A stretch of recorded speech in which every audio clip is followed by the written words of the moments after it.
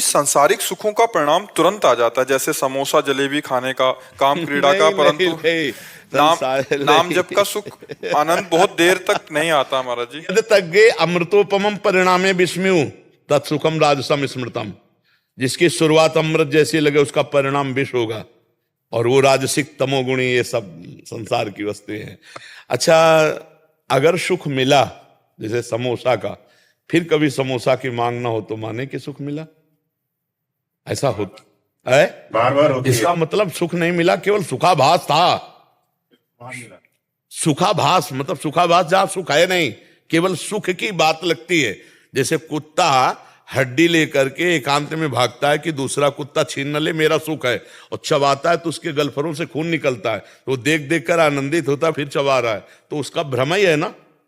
ऐसे ही मेरी रसेंद्री अगर बिगड़ जाए और कोई पदार्थ हमें सुख दे दे, तो आप हमें बताओ, हमारी जबान बुखार के बाद जब बिगड़ जाती है तो खीर भी कड़वी लगती है, कौन सा पदार्थ अच्छा लगता है? बोले कुछ अच्छा नहीं लगता है, रटाओ। बोले बिस्कुट ये वो बोले कुछ नहीं यार, बुखार के कारण जीभ खराब हो गई। मतलब उसमें अगर सुख होता तो मिलता मुझे,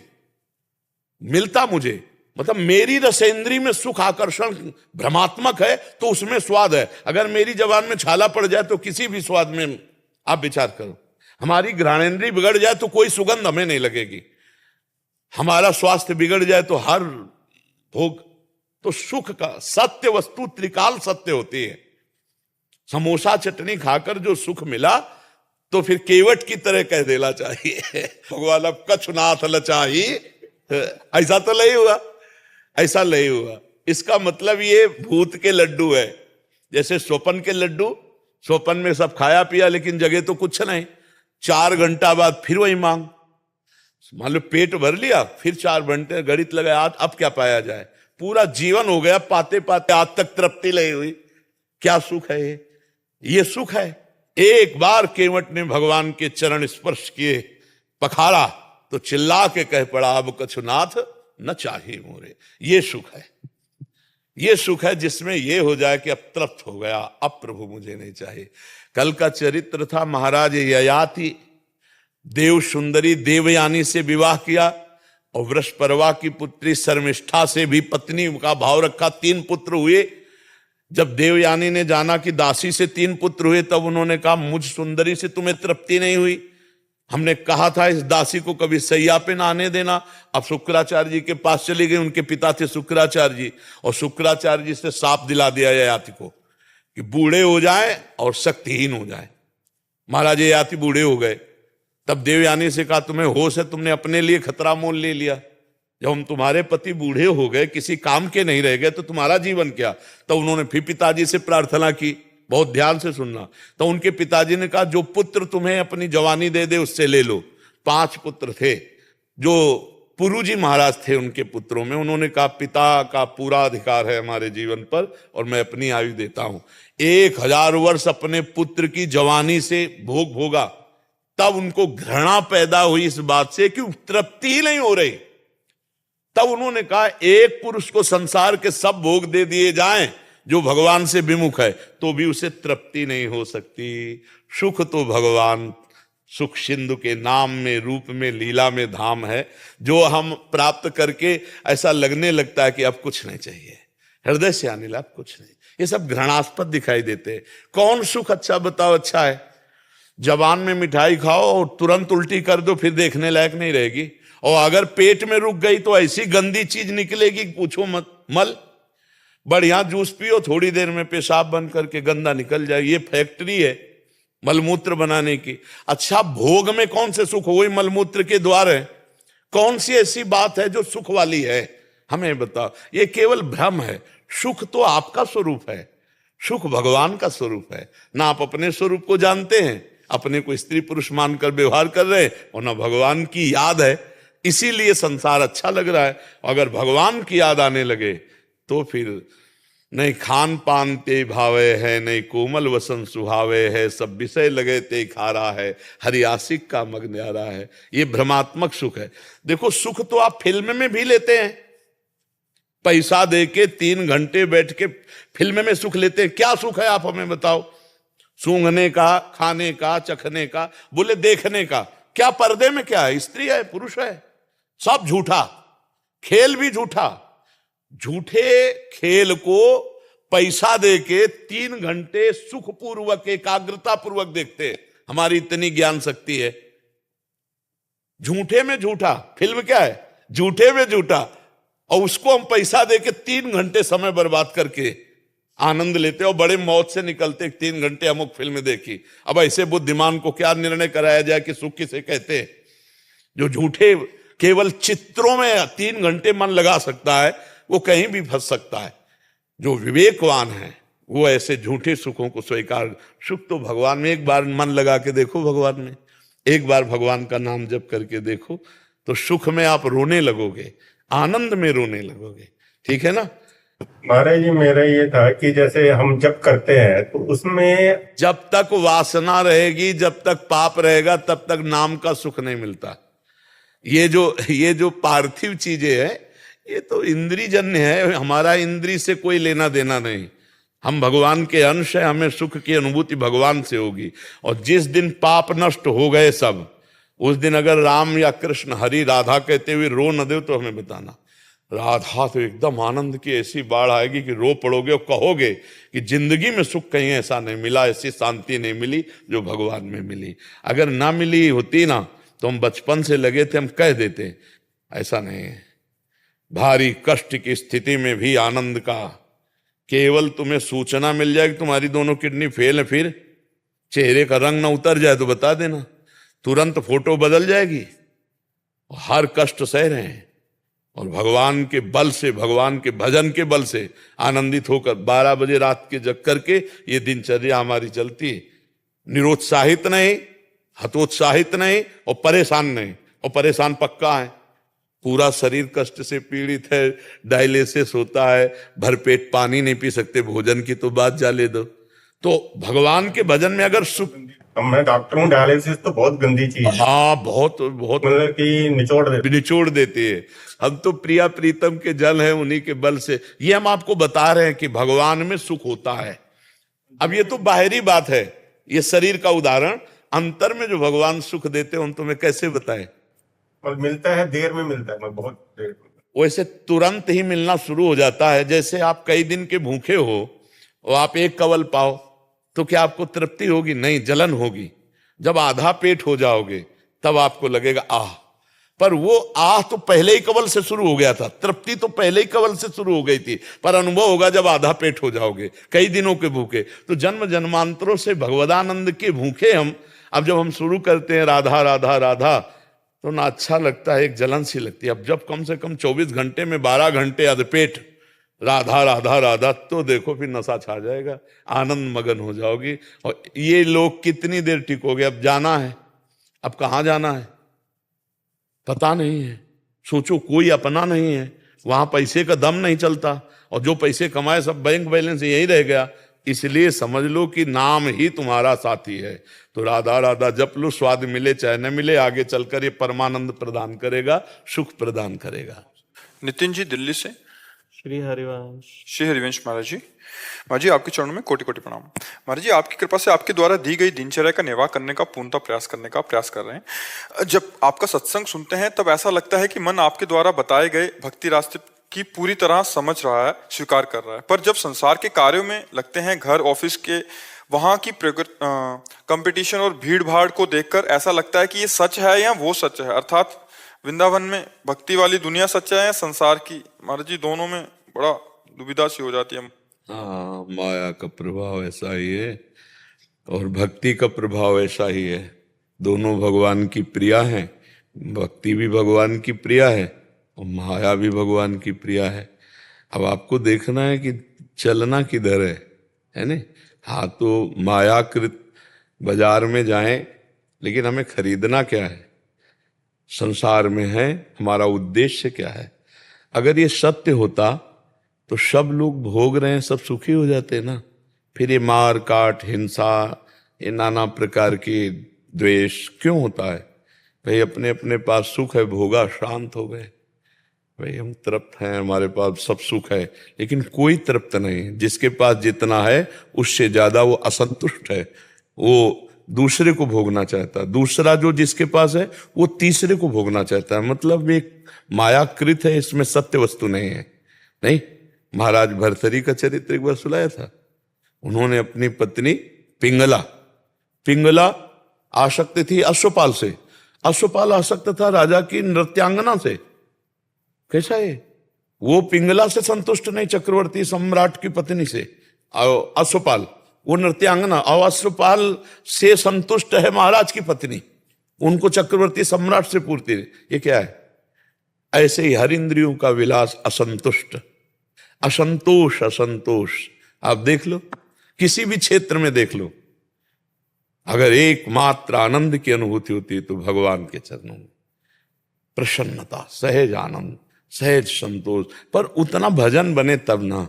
अभी तो प्रारंभ है भजन का बिंदु और सिंधु जमा हुआ है माया का, तो इसलिए हम विचलित हो जाते हैं। हमें घबराना नहीं है, नाम जप करना। जब आकर्षण हो तब मन को समझाना चाहिए कि ये भोग लाखों के पास है, अगर इससे उसको संतुष्टता होती तो बहुत बढ़िया हो जाती संतुष्टता।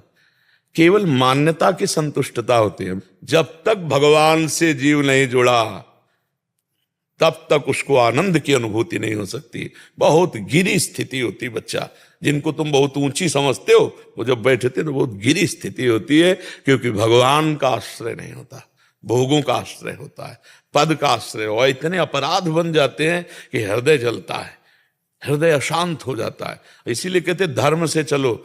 अगर राम राम जपाए, हरि हरि जपाए, धर्म से चले हो, दूसरों को सुख पहुंचाया, निर्दोष को बचाया है और दोषियों को दंड दिया है, तो वही तुम्हारे लड़के बच्चे बहुत पदाधिकारी बनेंगे, बहुत अच्छे बनेंगे। अब ये भाषा कब समझ में आएगी? इसलिए बच्चा ये चकाचौंध माया की मत देखो, नाम जप करो, मेहनत से कमाओ, परिवार का पोषण करो, माता पिता को भगवान की तरह मानो। हमारी बात मान लेना, जो बूढ़े माता पिता को कष्ट देते हैं उनको घोर नरकों की प्राप्ति होती है। सोचो, ये वो माँ है, वो पिता है यार। जब हम लघुशंका और सोच नहीं कर सकते थे कि कहाँ करना है, उन्हीं की गोद में कर देते थे, तब वो हमको अच्छे कपड़े पहनाती और अपने कपड़े गीले भले पहने। आज वो माता अगर बिस्तर पे पड़ी है, वो सोच युक्त हो रही है बीमार से, तो आज हम देखते हैं कि बच्चे उनका अपमान करते हैं, मारते हैं, कपड़ा गीला कर दिया। तब लगता है कि अगर बैक में तुम अपना जीवन देखते प्यारे, तो इस माता के चरण चूमते। तुम्हारी बुद्धि भ्रष्ट हो गई है। तो गृहस्थी में अपने माता पिता, हमारी बात मान लेना, सदैव सुखी रहोगे। जो भी नमक रोटी हो उसको खवाओ, उसकी सेवा करो, लेबरी करके लाओ। माता पिता की सेवा कर ले गए तो भगवान प्रसन्न हो जाएंगे। लेकिन यहाँ किसको पड़ी है भगवान प्रसन्नता की? यहाँ तो अपनी वासनाओं की पूर्ति की पड़ी। पर जो प्रवचन सुन रहे हैं, जो धर्म से चल रहे हैं, वो मेरी बात मान लें, क्योंकि सबके माता पिता होते हैं। आज हम बहुत इस बात से असंतुष्ट हैं कि नए नए बच्चे जो पढ़ लिख कर विनय आनी चाहिए, वो अभद्रता आती है। विद्या विनयम ददाति, विद्या तो विनयी होता है, नम्र होता है, और आजकल विद्या पढ़ के अभद्रता। तो इसलिए कोई भी भाई अपने माता पिता को कष्ट ना दें, नहीं तो तुम्हारे लिए आगे वही खेती बहुत बढ़िया फली तैयार मिलेगी, फिर भोग नहीं पाओगे। तो धर्म से चलो, बाहरी दिखावे में कुछ नहीं रखा बच्चा, कुछ नहीं। महाराज जी बचना चाहते हैं, नाम जप, नाम बचा देगा। नाम राधा राधा राधा राधा पक्का बचा देगा। जितना नाम जप करोगे उतने तुम्हारी ज्ञान शक्ति प्रवीण होगी, और वो काटती रहेगी माया को, नहीं तो फिर फंस जाओगे, है नहीं? गुरुजी शालीनता को कमजोरी समझ लेते हैं, शालीनता को कमजोरी समझ लेते हैं। समझने वाले क्या समझते हैं, हमको क्या फर्क पड़ता है? हम क्या है, हमारी समझ ठीक होनी चाहिए। आप समझ रहे हैं? हमको लोग क्या समझते हैं, इसके लिए हम जीते हैं क्या? हमारी क्या समझ, ये बात समझ के जीना चाहिए। हम धर्म से जीते हैं, हमारी समझ भागवतिक है। अब तुम क्या समझते हो, तुम्हारी समझ है। हम तुम्हारी समझ से थोड़ी जीते हैं, हम अपनी समझ से जीते हैं। हमारी बात समझ रहे हो? हाँ, किसी की समझ के गुलाम नहीं है हम अपनी समझ से, शास्त्र सम्मत समझ से हम आनंद को भोगते हैं। ये जीवन मस्ती के लिए मिला, किसी समझ के लिए नहीं। समझ रहे? हम अपने सत्य की मस्ती में हैं। तुम हमको क्या समझते हो, इससे हमें कोई फर्क नहीं पड़ता। हम क्या समझ करते, इससे फर्क पड़ता है। अगर हम धर्मयुक्त हैं, शास्त्र सम्मत हैं, तो सबका बदलाव होगा, सबका परिवर्तन होगा, तुम्हारी सोच का भी परिवर्तन होगा। तुम हमारे प्रति सोचते रहो, अपनी सोच जबान से नहीं, तुम्हारे चरित्र में आ जाएगी, तब मानी जाएगी कि हमारी सोच सत्य है। ऐसे हमें क्या फर्क पड़ता है तुम क्या सोचते हो। ये हम मान लो शालीन है, सौम्य है, सैर है, और कोई कह रहा है कि बहुत कमजोर है, नहीं। हमको अपनी समझ से चलना, एक दिन उनको दिखाना है कि देखो ये ताकत होती है सहनशीलता की। जरा से असहनशील हुए, जेल पहुंच गए, और एक थप्पड़ खा के सहन चुपचाप हो गए, घर में आए, वो सब ठीक हो गया। बहुत सहनशील जो है वो उच्च कोटि अवस्था को प्राप्त होता है। ये कोई ऐसा नहीं कि वो हीन पुरुष सह सकता है। क्षमावान पुरुष महाबलवान होता है, पर एक क्षमा की सीमा रखी गई है। अब जैसे आप हमको अपवित्र वचन बोलें, अवहेलना करें तो हम सह लेंगे, लेकिन आप हमारे गुरु, हमारे धर्म के प्रति बोले, अब क्षमाशीलता नहीं रहेगी। आप हमारे राष्ट्र के प्रति बोले, फिर हम क्षमाशील नहीं रहेंगे। उसकी एक सीमा है। हाँ, जैसे पुरुष शरीर हो तो तुम्हारे लिए हम छूट देते हैं कि 2 गाली भी दे दे, छेड़े भी तो मत बोलो, लेकिन ये तुम्हारी जगह स्त्री शरीर हो तो कहते हैं कि पहली नजर में कानून सभा, तुरंत उसका विरोध करो, नहीं अगले वो कईयों को छेड़ेगा, कईयों को परेशान करेगा। क्षमा की एक सीमा है, नहीं? हाँ। पूनम शर्मा जी, सुनील शर्मा जी, मेरठ से। गुरुदेव, आपके चरणों में कोटि कोटि प्रणाम। महाराज जी, आपकी कृपा से जीवन में अभी कोई प्रश्न शेष नहीं रह गया। हम दोनों पति पत्नी विरक्त भाव से ही प्रयत्न कर रहे हैं चलने का। गुरुदेव, अगर आप हमें इस योग्य समझते हैं तो आपकी दी हुई गृहस्थी का पालन करते हुए हम विरक्त रूप से कैसे रहें और सावधानियां रखें, बताने की कृपा। यदि संतानोत्पत्ति की लालसा पूर्ण हो चुकी हो तो ब्रह्मचर्य धारण कीजिए, और शरीर पोषण के लिए पवित्र अन्न भगवान को भोग लगा करके जो पाया जा सकता है, और धर्म का ही धन अपने घर में आना चाहिए, और नाम जप का, नाम कीर्तन का, भगवान की कथा कथन श्रवण का ये घर में माहौल होना चाहिए। बस विरक्त ही हो, भगवत प्राप्ति निश्चित है। हमारी बात समझ लो, अगर ये शब्द हमारे अक्षरशः पालन करोगे तो भगवत प्राप्ति निश्चित है। वो घर घर नहीं, मंदिर है, तीर्थ है, जहाँ भगवान का नाम कीर्तन होता है, भगवान की कथा होती, भगवान की आरती पूजा भोग लगता है। और जिस घर में भगवान को भोग लगा हुआ प्रसाद पाया जाता है और धर्म पूर्वक धन कमाया जाता है, वो घर के जितने सदस्य हैं सब भगवत प्राप्त हो जाएंगे। बस मर्यादा से रहें, पापाचरण ना करें। तो पहले ऐसे ही होते थे, कुल के कुल भगवान को प्राप्त हो जाते थे, परम धाम जाते थे।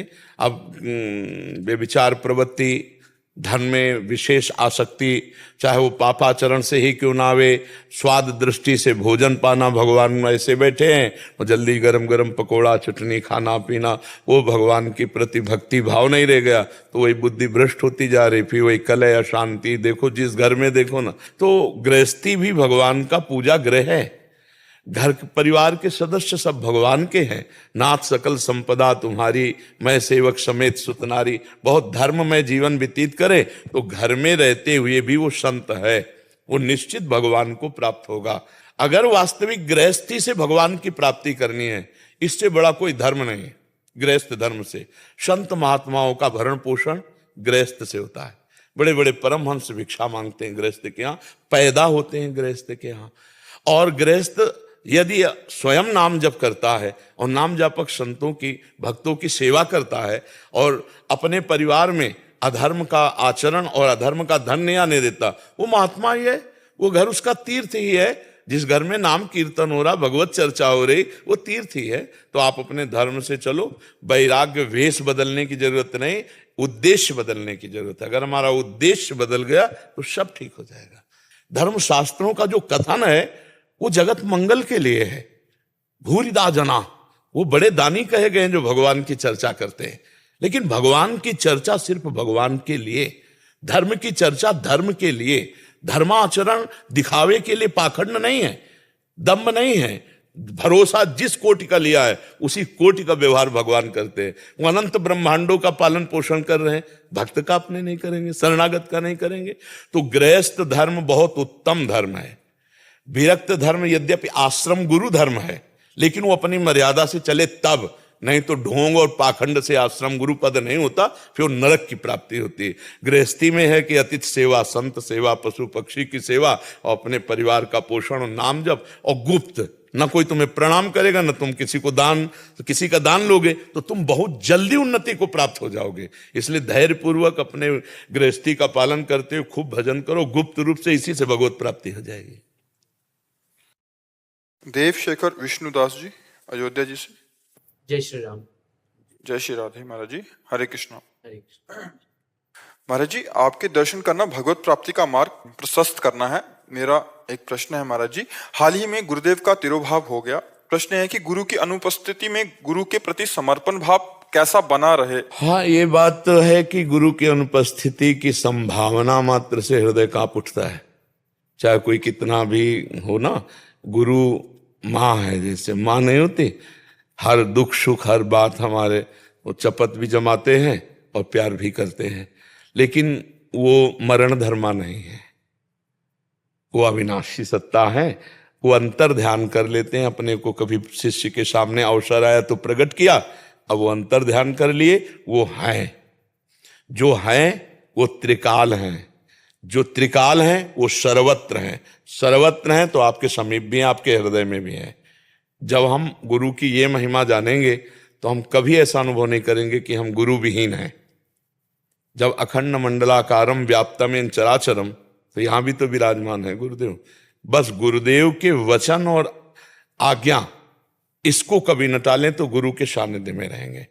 कभी जिंदगी में अब दूसरे को गुरु पद पे ना बैठा लें।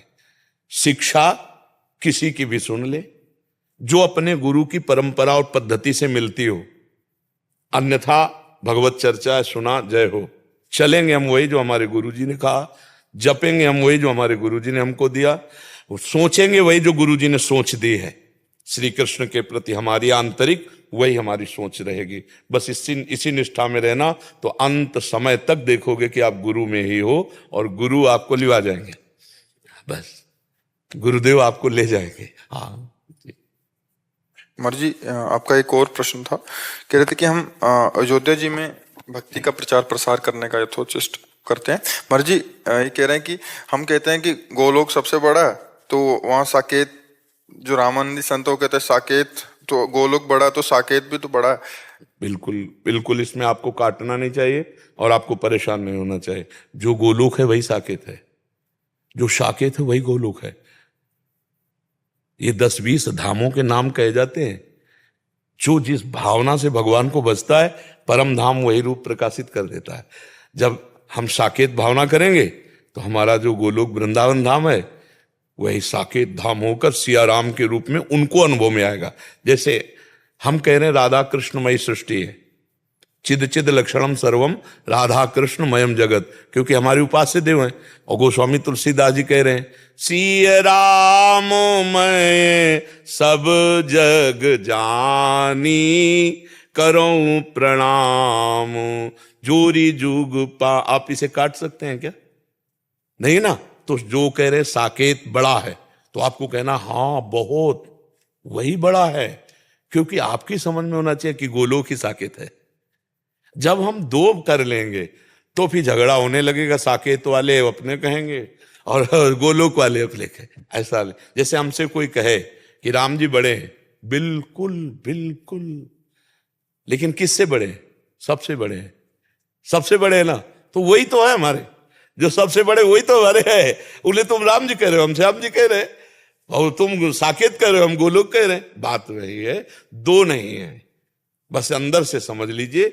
जैसे आपके सामने कोई आके कह रहा है कि गोलोक धाम तो, लेकिन साकेत धाम, तो आप कहना क्योंकि आपको समझना है, जान नहीं पा रहा, ये समझ नहीं पा रहा है, वही हाँ धन्य है आप साकेत में लोगो, सबसे बड़ा धाम है, सबसे बड़े राम जी हैं। प्रचार का मतलब क्या है? उसकी जगह उसको पुष्ट करना, अपनी जगह उसको पुष्ट करना नहीं।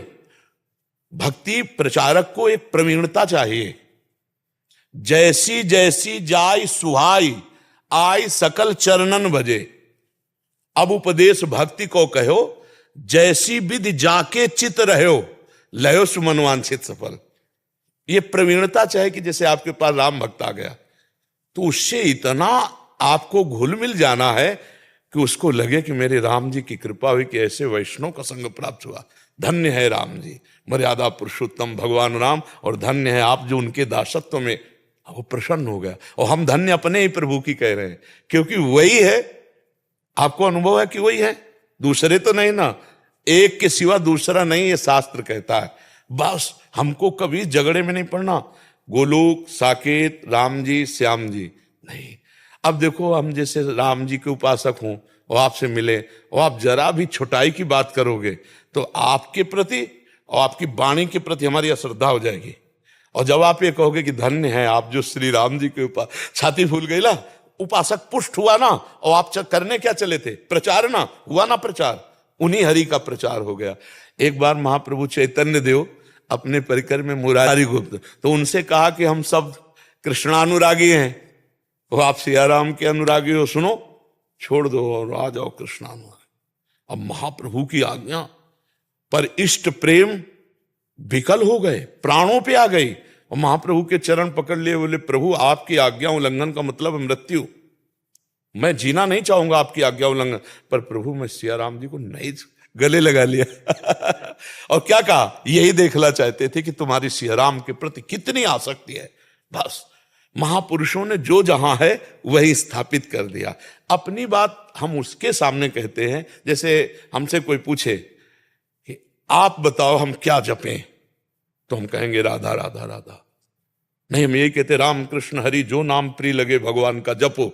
जब कोई कहता अब अपनी छाती की बात बताओ, तब हम बताएंगे कि राधा, हम तो वृंदावनवासी राधा उपासी, राधा राधा राधा राधा राधा।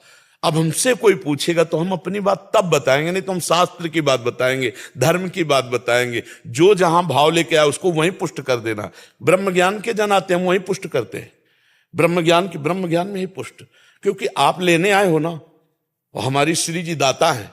जो चाहोगे, जिधर का चाहोगे उधर मार्ग हम आपको पुष्ट करेंगे, चलो भगवान की तरफ। ऐसी प्रवीणता से चला जाता है। और अगर प्रवीणता ना रखोगे तो फिर भक्तों में राग द्वेष होने, आपको देखते ही लोग कटने लगेंगे, फिर हमारा प्रचार ठीक नहीं हुआ। हमारा प्रचार तो तब ठीक रहा जब हर संप्रदाय के लोग, अरे आप कितने उदार हैं यार, उनके बात करने मात्र से अपनी भक्ति बढ़ती है। ये हमारा प्रचार का स्वरूप होना चाहिए, ठीक है ना। तो गोलोक और साकेत में कोई अंतर नहीं जी। महाराज जी, मेरा प्रश्न है कि जैसे हम लोग कहते हैं कि कृष्ण मर्यादा पुरुषोत्तम है और 64 गुण से परिपूर्ण है, तो जो रामानंदी संप्रदाय के आचार्यों से मिलते हैं तो वो भी 64 गुण बताते हैं भगवान के, तो ये भेद है या नहीं? 64 गुण तो बहुत छोटी बात है। अनंत गुण नहीं सुना क्या आपने? भगवान अनंत गुण संपन्न है, संपन्न है ना। तो तुम 64 कहो, 14 कहो, 16 कहो, 65 कहो, हम सब मानने के लिए तैयार है, क्योंकि वो इतने है ही नहीं है। अगर 64 सीमा होती तो असीम क्यों कहा गया उनको? कहा गया ना जी, अपरिमेय। तो फिर हमको समझना है, सामने वाले को नहीं समझाना। वो बोले हाँ बढ़िया बढ़िया, हमको अपनी बात उनके दिमाग में नहीं डालनी, उनकी दिमाग की बात राइट करके अपने दिमाग की बात बचाए रखना है कि वो अनंत महिमाशाली, सीमा में नापा नहीं जा सकता। गुणों की सीमा नाप ली तो तुम भगवान को कैसे, अजित को कैसे जीत पाओगे? नहीं, वो अथाह समुद्र है गुणों का, है कि नहीं? अनंत गुण ऐश्वर्य संपन्न भगवान, ज्ञान अनंत, वैराग्य अनंत, ऐश्वर्य अनंत, माधुर्य अनंत, महिमा अनंत, तो हम उसकी सीमा में कैसे बांध सकते हैं? भगवान अनंत गुणों के हैं, महापुरुषों ने 64 पकड़ पाए। बात समझना, जैसे समुद्र में डुबकी लगाई 64 पकड़ पाए रत्न, तो इतने नहीं, वो तो रत्नागार है, जितना पकड़ पाओ, जितना पकड़। अनंत गुण संपन्न भगवान है, उनका एक नाम अनंत है। तो बस फिर हमको समझता, प्रवीणता भक्ति की तभी बचाए रखेंगे जब हम नाम निरंतर जब करते हुए अपने प्रभु से जुड़े रहेंगे। तो अंदर वो फेंकते रहते ज्ञान की वृत्तियां, वो कहीं फंसने नहीं देती, और बराबर काटते हुए सबका मंगल करते हुए निकल जाता है भक्त, कहीं फंसता नहीं। ये जो लड़ाई झगड़ा होता है ना संप्रदायवाद का, ये भगत नहीं है। भगत में लड़ाई झगड़ा निंदा स्तुति नहीं, भगत तो तृणादपि सुनीचेन तरूर्यु सहिष्णुना अमानिना मान देन कीर्तनीय। बोलो इसमें कहां झगड़ा है? जब हम तृण से नीच हैं तो हमको कोई पाखंडी नीच कहे तो हम तो माने हुए हैं अपने को, तो झगड़ा करने की तो कोई जरूरत नहीं। तृणते नीच अपने को माने हुए, अमानिना मान देन, झगड़ा खत्म। झगड़ा है नहीं, असंतुष्टता है ही नहीं कहीं। जहां ये सब कुछ विद्वता की बातें होती हैं और हृदय में भक्ति संबंधी जुड़ाव कम होता है, वहां झगड़ा हो जाता है। नहीं तो जो आप बोल रहे हो वो परिपूर्ण है, क्योंकि अनंत समुद्र की जितनी तरंगें तुम पकड़ पाए उतनी बोल रहे हो, वो इतना नहीं है, वो अथाह अगाध समुद्र है नहीं? महाराज की जय। जय हो भगवत पार्षद आज गिरिराज जी का अभिषेक भी किया था। हमारे गिरिराज जी प्रसाद जी वेद भी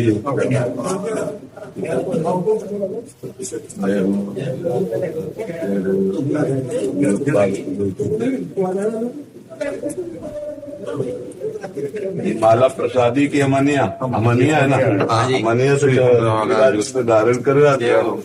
और ऐसे ये जय हो मेरे गिरिराज श्री महाराज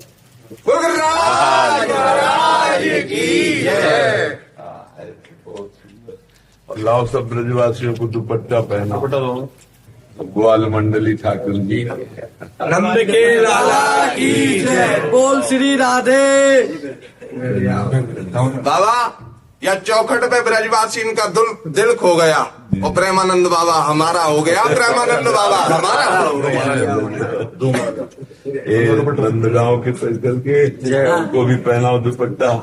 ये सब ठाकुर जी के हमारे जन है, हमारे घर के रिश्तेदार। प्रिया प्रीतम के आप सब हैं, प्रिया प्रीतम के रिश्तेदार तो है, जीजाऊ लगे।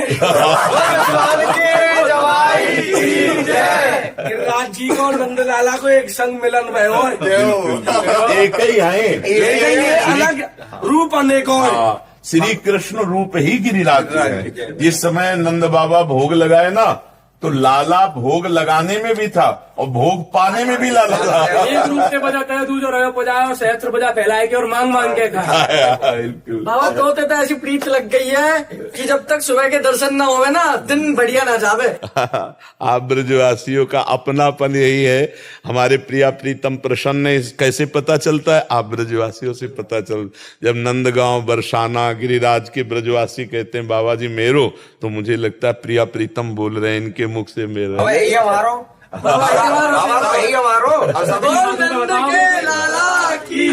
सबन को अपनो अपनो भाव रहे।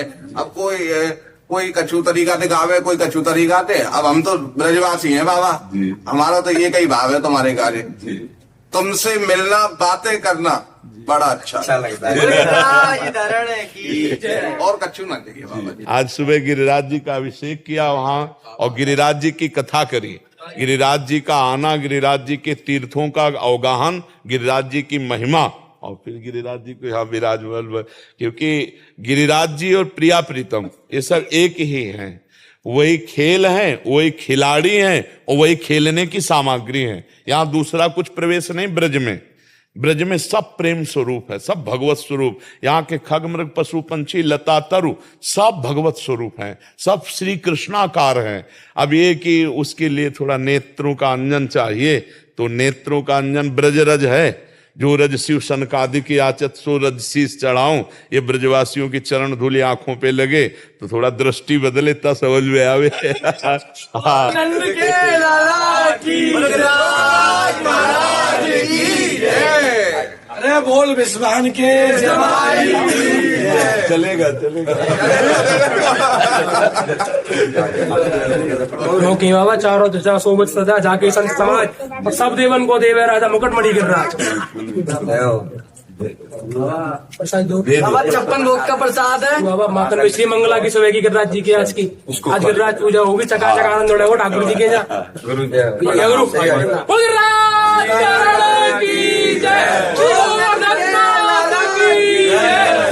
सुंदर श्री अम्बे महारानी की वल्लभाधीश की जय। पूछरी के प्यारे जावंती चकाचक आनंद दे रे चलन रानी की जय। ब्रजवान के दवाई की जय। बाबा के लाला की जय, लाला के बाबा की जय, बाबा लाला दोनों की जय। आगे का कोई भी पीढ़ी नहीं बचता। 10-15 साल के बाद यहाँ पे कुछ फसल भी नहीं आता। हर बार हर युग में कलयुग आया है। हर बार कलयुग में आप कई बार शास्त्रों में पढ़ो, जो महापुरुष कहते हैं ऐसा ही लगता है, लेकिन विनाश नहीं होगा। ऐसा नहीं होगा कि लोग भूखों मरेंगे, ऐसा नहीं होगा। ऐसा नहीं होगा कि कहीं धर्मात्मा पुरुष नहीं रह जाएंगे, ऐसा नहीं होगा। हर बार कलयुग आया है। 4 जो युग हैं इनका एक क्रम है, और ऐसे कितने युग व्यतीत होने पर मनवंतर होते हैं, कितने मनवंतर पर कल्प होता है। तो ब्रह्मा जी की 2 परार्ध की आयु है, तो अभी तो 1 परार्ध पूरा हुआ है। अभी मनवंतरों में जो कलयुग आया है तो थोड़ा अपना प्रभाव दिखाएगा, भगवान फिर शांति दे देंगे। ऐसा नहीं कि आप सोचो, आप ही देखो, अगर धर्म ना होता तो ये लाख लोग रोड में किस बात के लिए भूखे प्यासे बच्चा लिए खड़े हैं, छोटे छोटे बच्चा लिए। ये धर्म ही उनको खड़ा किए कि हमारे सनातन धर्म के महात्मा संत हैं, इनके दर्शन कर लेते हैं। ये धर्म नहीं है। छोटे छोटे बच्चों को, नवजात शिशुओं को भीड़ में लिए केवल इस बात के ये बच्चा संस्कारी बन जाएगा, महात्मा की दृष्टि पड़ जाएगी। तो हमारे देश में अभी धर्म की कमी नहीं है। हाँ, अगर अधर्म है तो ये अन्य युगों में भी रहा है। जब राम जी दंडकारण्य में गए तो हड्डियों के ढेर देखे, तो ऋषियों से पूछा कि हड्डियों के ढेर किसके हैं? तो बोले जानकर प्रभु अनजान की तरह पूछते हो। ये उन ब्रह्म ऋषियों की हड्डियों के ढेर जिनको राक्षसों ने खा करके हड्डियों के ढेर लगा दिए। तो भगवान त्रेता युग में प्रकट हुए थे और राक्षस इतने जोरदार थे, मुनियों को खाकर हड्डियां जमा किए थे। कलयुग में साधु महात्माओं को खाया तो नहीं जा रहा, साधु महात्माओं कोई खा तो नहीं रहा है। हाँ, कहीं कहीं छुटपुट घटनाएं ऐसी आती हैं जिनमें भ्रमवशात लोग आक्रमण कर देते हैं, लेकिन त्रेता में तो भगवान राम जब अवतरित हुए तो वहां खा खा के हड्डियां ऋषियों की लगी हुई थी। तो हर समय 2 पक्ष चलते रहते, धर्म और अधर्म चलता रहता है। धर्म भगवान की छाती से प्रकट हुआ तो अधर्म भगवान की पीठ से प्रकट हुआ है। वही धर्म और अधर्म के शासक भी हैं। हम अपने कर्तव्य का पालन करें, निराशा किसी में आने न दें और न अपने में निराशा आने। हम समाज को उत्साहहीन नहीं बनाएंगे। हर स्थिति में हम डटे रहेंगे, चाहे भूख प्यास रहना पड़े, हम धर्म से पीछे नहीं हटेंगे। हम अपने जनों को उत्साहित करें। कल हम बदल सकते हैं। आज हमारा कल को बदल देगा। अगर आज हम निराश हो गए तो कल जो आना है वो तो आएगा ही। आज हम अगर डट गए तो कल को बदल देंगे। जब भक्त चाहता है तो भगवान का अवतार हो जाता है। हमारे सब मिल करके अगर हम पुकार करें, भजन करें तो क्या नहीं बदल सकते हम। एक महात्मा हजारों को बदल सकता है, अगर 1000 मिल जाए तो लाखों को नहीं बदल कर दें। मान लो नौजवान कह रहे मैं विरक्त होकर भगवान का भजन करना चाहता हूं, अभी अगर अपनी स्थिति में आ जाओ, भजन करें तो हजारों का मंगल कर देंगे। तो हमें उत्साहहीन किसी को नहीं करना।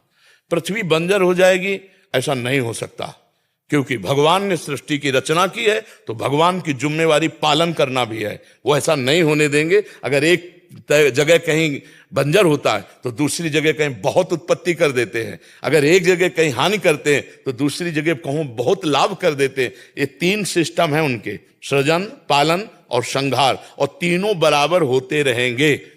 तीनों बराबर होते रहेंगे क्योंकि भगवान के ही रचे हुए हैं और बराबर होते आए हैं। तो हम लोग कभी अपने वचनों से निरुत्साह समाज को करने वाले वचन न बोले। सावधान रहो, धर्म का पालन करो, सदैव मंगल होगा। कलयुग कहाँ है? यहां है कलयुग? बताइए आप। हम भगवान की चर्चा कर रहे हैं, नाम कीर्तन कर रहे हैं, भगवान के यश में डूबे, कहाँ कलयुग है? और अभी प्रपंच, अभी कलह हो जाएगी, अभी प्रपंच हो जाए, अभी लड़ाई झगड़ा करें, अभी कलयुग है। तो जो कलयुग का भय हमें दिखाया जाता है वो भगवद विमुखता के कारण है। अगर हम भगवान का चिंतन करेंगे, धर्म से चलेंगे तो कलयुग का प्रवेश ही नहीं। मदिरा पीना, परस्त्री गमन करना, स्वर्ण की चोरी करना, हिंसा करना, हिंसे में जैसे मांस आदि खाना और जुआ खेलना, यही कलयुग के स्थान है। स्वर्ण चोरी आदि, अगर ये जो दोष नहीं है तो कलयुग हमारे दिमाग में ही नहीं है। जब दिमाग में नहीं तो सृष्टि में भी नहीं। हमारे दिमाग में राम है तो पूरी सृष्टि राम में दिखाई देती है। हमारे दिमाग में काम है तो पूरी दृष्टि काम में है। हमारी जैसी दृष्टि वैसी सृष्टि हो जाती है। हम बहुत उत्साहपूर्वक रहे। हम भगवान के अंश हैं, जिससे मिले उसको ऐसे बलपूर्वक भर दें कि ताल ठोकर माया को परास्त करने की सोचे, निराश होने की नहीं, भयभीत होने की नहीं, हताश होने की नहीं। देवराज जी, श्री हरिवंश महाराज जी, आपके चरणों में कोटि कोटि प्रणाम।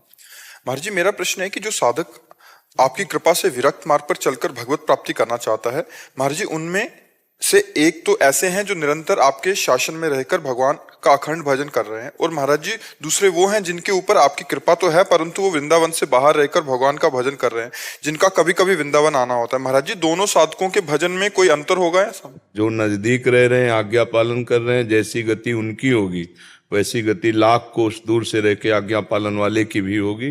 पर आज्ञा पर तत्पर रहे, जो निषेध किया गया वो ना करे और जो कहा गया वो करे।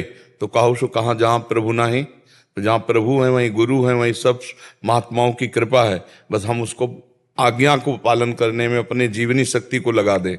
मनमानी आचरण हमारे पास रह करके करे तो क्या है? हमारे पास रह के मनमानी आचरण करे तो भगवत प्राप्त हो जाएगा क्या? खास बात आचरण की है। आचरण अगर पवित्र नहीं है, आज्ञा का पालन नहीं है, भजन साधन नहीं है, तो पाखंड है, नाटक है, दम्भ है और लाखों कोस दूर है। आज्ञा का पालन कर रहा, धर्म से चल रहा है तो उस पर कृपा पूरी भगवान की होगी। भगवान की कृपा पक्षपात नहीं देखती, सब पर मोर बराबर दाया। उसे पान कर ले तो कर ले, नहीं बह गई तो वही पान करता है। आज्ञा शब्द सुसाहिब सेवा, जो आज्ञा का पालन करता है वही भगवत कृपा पात्र बन जाता है, वही आनंद को प्राप्त होता है। यहाँ नजदीकी दूरी तो सांसारिक बात है बच्चा, सब हमारे समीप थोड़ी रहते हैं। जो समीप भी रहते हैं तो सब समय थोड़ी रहते हैं। एक समय है, सेवा का खान पान की व्यवस्था कर दी, दवा औषधि की व्यवस्था कर दी, इसके बाद बाहर इतना ही समय हमारा सुबह से 2 बजे से वहां से जो रोड में उतरे और 9:30 बजे तक, बस इतना समय है। इसके बाद खत्म। फिर ये लोग भी हमसे बात नहीं करेंगे, फिर कल बात करेंगे हमसे। हमारी एक दिनचर्या, हमारा एक समय, तो नहीं हुए ना साथ। साथ तो तब माना जाएगा जब हर समय हमारे साथ रहो। तो हमारे हर समय साथ कैसे रह सकते हो? हमारी आज्ञा का पालन करने पर। तो आप देखोगे आपके खोपड़ी में ही वो बैठे रहेंगे जिनका साथ आप करना चाहते हैं। हर समय आपके बाबा ने बोला है, बाबा ने कहा नहीं करना है ना बाबा साथ, वो दिमाग में चल रहा है, वो जीत जाएगा माया पे। महाराज हम विरक्त मार्ग पे चल के भगवत प्राप्ति करने की बहुत अंदर में प्रबल इच्छा हमारे। हाँ इच्छा तो है, लेकिन है बहुत कठिन बच्चा। हम इसमें बस एक बात का नियम ले ले कि जिंदगी में किसी माता बहन या पुरुष की तरफ हम काम भाव से नहीं देखेंगे। जैसे भी बनेगा वैसे हम धर्मयुक्त जीवन व्यतीत करेंगे, बस तो वो परमार्थ पे चल जाएगा। आज परमार्थ को व्यापार बनाया जाता है, नहीं, परमार्थ को आज व्यापार बनाया जाता है। हर चीज का उद्देश्य रुपया हो गया है। रुपया, यश, कीर्ति, मान, प्रतिष्ठा, भोग, वासन, ये परमार्थ है। ये तो पापियों के घर में भी है। जितना बढ़िया तुम कपड़ा पहनते हो उससे ज्यादा पापियों के पास है। जीवन भर कष्ट सहते रहे, हर द्वंद्व सहते रहे, तब वो ऐसे कर दिए तो जगत मंगल होना शुरू हुआ।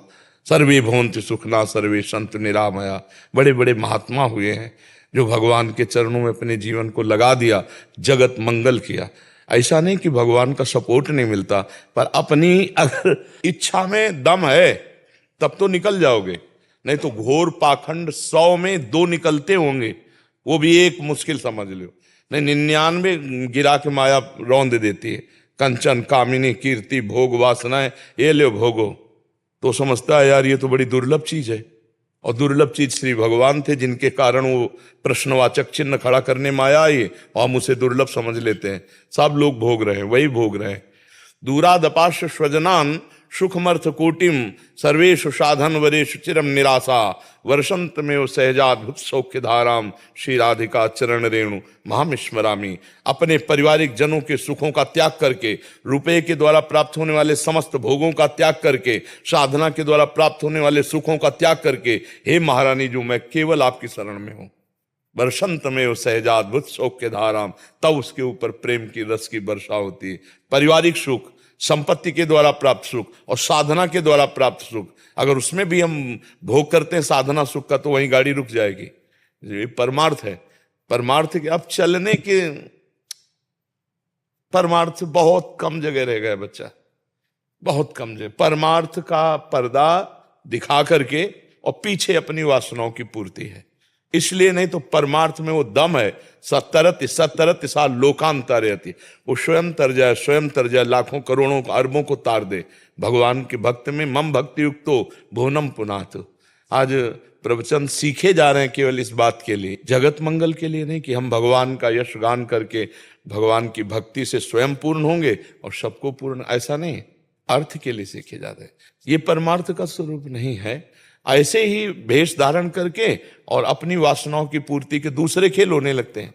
भगवान की प्राप्ति का जो मार्ग है, जो शुद्ध भगवान की प्राप्ति का मार्ग है, वो पैसे से नहीं होता। इतनी बात समझ लो।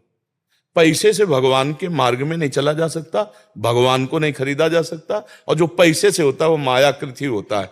भगवान के लिए तो आप केवल चाहिए। भगवान ने पूरी गीता जी में पैसा देने की बात कही हो तो बताओ। जहां बात कहते हैं, बोले मय्येव मन आधत्स्व मयि बुद्धिम निवेशय निविशस्य मय्येव अत ऊर्ध्वम न संशया। मेरे में मन लगा दे, एक पैसा की जरूरत नहीं, मेरे में बुद्धि को समर्पित कर दे। मन मना भव मद भक्तो माद्यादि माम नमस्कुरु। अभी परमानंद की बाढ़ आ जाए जो सब कामनाओं का त्याग कर एक लक्ष्य भगवान का रख ले, बस विरक्त बनने की ना सोचे। अगर सोचे तो ये सोच ले कि जिंदगी में भी हम हर कष्ट सहेंगे पर कभी गलत आचरण अपने परमार्थ के विरुद्ध नहीं करेंगे।